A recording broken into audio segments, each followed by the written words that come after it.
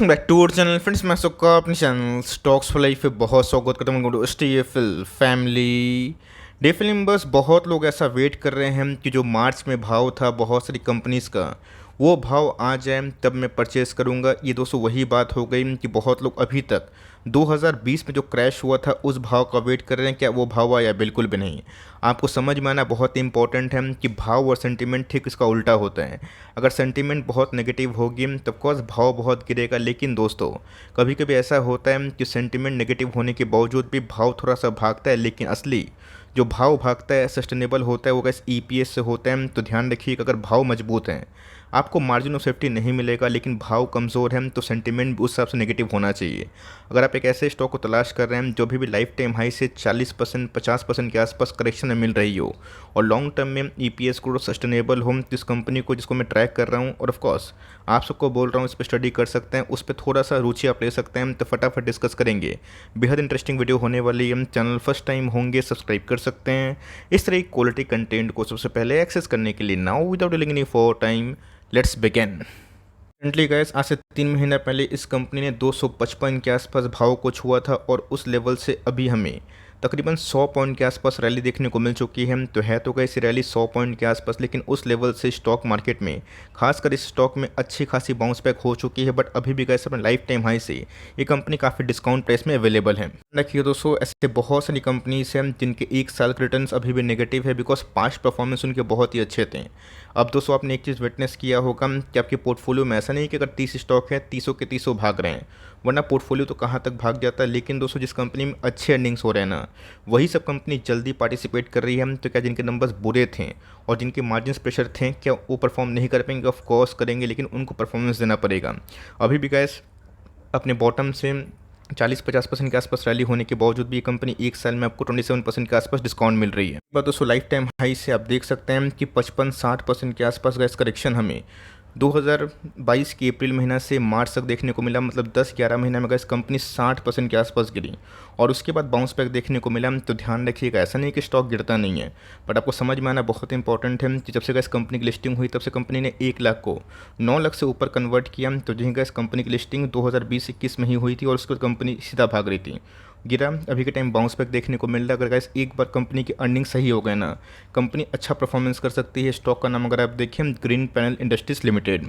सो कोई भी स्टॉक को पकड़ने से पहले आपने नाम देखा, कंपनी का काम देखिए, तभी तो कन्विक्शन बढ़ेगी। वरना क्या होता है, रिलायंस गिर जाएगा, बजाज गिर जाएगा, पॉलीकैब गिर जाएगा, VBL गिर जाएगा। मैं एग्जांपल दे रहा हूँ, तो क्या आप उसको बेच देंगे? आपको समझ में आना इंपॉर्टेंट है कि प्रमोटर्स कितने हद तक जिम्मेदार होते हैं। और of course earning is the key. आपका शेयर का इस तब तक परफॉर्म नहीं करेगा जब तक अर्निंग ब्रेकआउट नहीं होगा। अर्निंग्स दोस्तों ही पे मार्केट चलता है। सेल्स नहीं तो प्रॉफिट नहीं, प्रॉफिट नहीं तो फंडामेंटल नहीं। कंपनी की बात की जाए manufacturing of plywood, medium density fibre की बात की जाए, बोर्ड्स की बात की जाए, MDF की बात की जाए, इन सब में काम कर रही है। और मेरा ऐसा मानना है कि इंडस्ट्री में ऐसी कंपनी बहुत तेज़ी से आगे बढ़ रही है। आप जाके लोकल प्लाईवुड वाला से इस कंपनी के बारे में पूछेंगे तब आपको रिव्यू अभी के टाइम मिलेंगे, बिकॉज कंपनी का जो एक्सपेंशन प्लान है वो बहुत ही हद तक हावी देखने को मिल रहा है। सो इस बुल मार्केट की बात की जाए, आपको वही स्टॉक परचेस करना है जो थोड़ा डिस्काउंटेड में हो, जिनकी अर्निंग सुधरने की संभावना हो और जो रीजनेबल प्राइस टू अर्निंग पे मिले। वरना वही घूम फिर के होगा 100-200 का PE पे अगर आप स्टॉक को बल्क निवेश करेंगे और उसके बाद गिर जाएगा, 2 साल तक आप परेशान रहेंगे। तो ध्यान रखिएगा, छोटी कंपनी ऑलमोस्ट अगर आप देखें तो 1 बिलियन से आधी की मार्केट कैप है, 4,500 करोड़ के आसपास की मार्केट कैप है। एक साल हाई की बात की जाए 523 के आसपास है। लाइफ टाइम हाई कितना था? 625 के आसपास। कंपनी 350 के आसपास मिल रही है, 255 के आसपास बॉटम लगाने के बाद एक ह्यूज रिवर्सल हमें दिखाई पड़ा। कंपनी का प्राइस अर्निंग कितना है? 17 के आसपास। कंपनी की ROC ROE जो मैंने आपको सिखाया है, जो मैं बहुत पसंद करता हूँ, अगर कंपनी 20% 25% से ऊपर ROE पेश करें तो ऑलमोस्ट अगर आप देखें 25% के आसपास कंपनी के ROE है। और ROC की बात की जाए 27% के आसपास दिखाई पड़ती है। तो इस कंपनी में खास बात क्या आपने देखा कि डेंसिटी मीडियम फाइबर की बात की जाए, प्लाईवुड की बात की जाए, ये इंडस्ट्री कब परफॉर्म करेगा? कमेंट बॉक्स में ज़रूर बताइएगा वीडियो को पॉज करके। मैं देखता हूँ कि आपकी जो सोशल स्किल है और जो लर्निंग स्किल्स है वो कितनी है। तो एनीवेज का इसमें बताना चाहूँगा, ये सब इंडस्ट्री तब परफॉर्म करेगी जब इंटरनेशनल मार्केट में रेट कट होगा, RBI रेट कट करेगी, घर बिकेंगे। घर बिकेंगे तो सिरेमिक्स हो गए, टाइल्स हो गए, पेंट्स हो गए, फाइबर हो गए, पाइप्स हो गए, PVC हो गए, केमिकल्स हो गए, उन सब का डिमांड बढ़ेगा। ऑल्दो गाइस लास्ट क्वार्टर के नंबर्स बिल्कुल ख़राब नहीं थे। 441 के आसपास कंपनी के टॉप लाइन थे, बट मार्जिन्स में ड्यू टू थोड़ा सा गिरावट हुई थी because of inflation and all. तो कंपनी ने कहा इस बार जो प्रॉफिटेबिलिटी शो किया वो 70 करोड़ के आसपास थी, जो लास्ट क्वार्टर से काफ़ी इंप्रूव थी। लेकिन कंपनी ने कहा इसके पहले बहुत ही अच्छे नंबर्स पेश किए थे। 2023 की फाइनेंशियल ईयर की बात की जाए, कंपनी ने कैसा क्लोजिंग दिया ये देखना बेहद इंपॉर्टेंट हो जाता है। तो ऑफकोर्स गैस कंपनी बहुत ही एक्सपेंशन तेज़ी से कर रही है। स्लोडाउन का फेस में गैस आप सबको अच्छे से पता है कि सबका प्रॉब्लम हुआ, इवन गैस पिडिलाइट जैसी बड़ी कंपनीज कोई प्रॉब्लम हुआ, एशियन पेंट कोई प्रॉब्लम हुआ। क्या कंपनी बाउंस बैक नहीं की? ज़रूर बाउंस बैक की, लाइफ टाइम हाई के पास है एशियन पेंट। तो मेरा गैस बोलने का मतलब क्या है कि बिल्डिंग मटेरियल्स की कंपनी को फोकस करें और जिनका लो प्राइस टू अर्निंग है, कैश रिच कंपनी है, डेट कम है, कैश फ्लो सही है, उन सब कंपनी फोकस कर सकते हैं। तो FY23 की बात की जाए, कंपनी के परफॉर्मेंस ख़राब नहीं थे। ऑल्दो कंपनी ने गैस अधिकतर मामले की बात की जाए 257 करोड़ के आसपास प्रॉफिटेबिलिटी हिट किया था। लेकिन yes, company already guys 10 times चल चुकी थी, तो वहाँ पे थोड़ा बहुत तो जो फ्रॉथ है वो तो निकलेगा ही। फ्रॉथ करेक्शन के फॉर्म में निकले या फिर थोड़ा सा क्रैश के फॉर्म में निकले, वो गैस इंटेंसिटी अलग अलग होती है। ख़राब फेज़ में कोई कंपनी कहीं से भी गिर सकती है। बियर मार्केट में क्या होता है, भाव कंप्रेस होता है, डेली के डेली नया लो बनता है। और बुल मार्केट में क्या होता है, डेली के डेली नया हाई लगता है।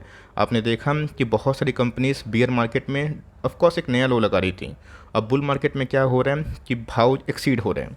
तो कंपनी के पास अगर आप देखें तो 1000 करोड़ से ऊपर रिजर्व्स है, जो बहुत ही कैश रिच कंपनी मानी जाएगी। बोरोइंग्स की बात की जाए, पिछले कुछ समय से कैसे बहुत ही हद तक कम होते हुए दिखाई पड़ चुकी है। सो प्रमोटर्स कितने हैं, कितने होल्डिंग लेके बैठे हैं, ये देखना बहुत ही इंपॉर्टेंट है। बिकॉज प्रमोटर की होल्डिंग 50-60% के आसपास होती है। तो मार्केट में इस बात को लेकर आप आश्वस्त रहिए कि कंपनी वो कोशिश करेगी कि उनके अर्निंग्स बढ़े, वरना शेयर प्राइस रिफ्लेक्ट नहीं होगा। और शेयर नहीं रिफ्लेक्ट होगा, शेयर नहीं बढ़ेगा।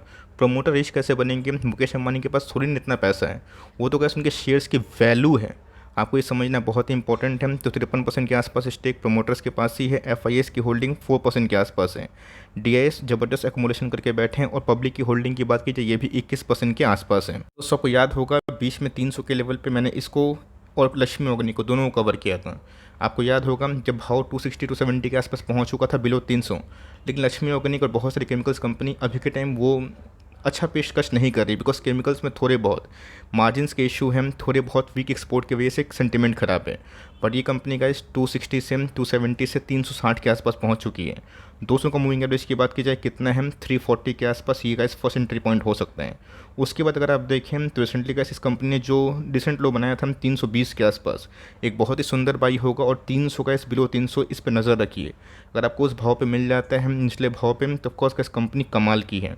रही बात RSI इंडेक्स की, तो वीकली चार्ट में 64 के आसपास है। बात की जाए, आपको दिखाना ज़रूरी समझता हूँ कि मंथली चार्ट में एक राउंडिंग पैटर्न जो बॉटम है ये फॉर्म होता हुआ देखने को मिल रहा है। तो अगर इस कंपनी यहाँ से सर्वाइव करती है, नंबर सही होते हैं, फर्स्ट टारगेट का इस 380 से लेकर 385 के आसपास होगी, फॉलोड बाई 420। उसके बाद कंपनी नया जो लाइफ टाइम हाई है उसको अचीव कर सकती है। क्या इतना आसान है? नहीं।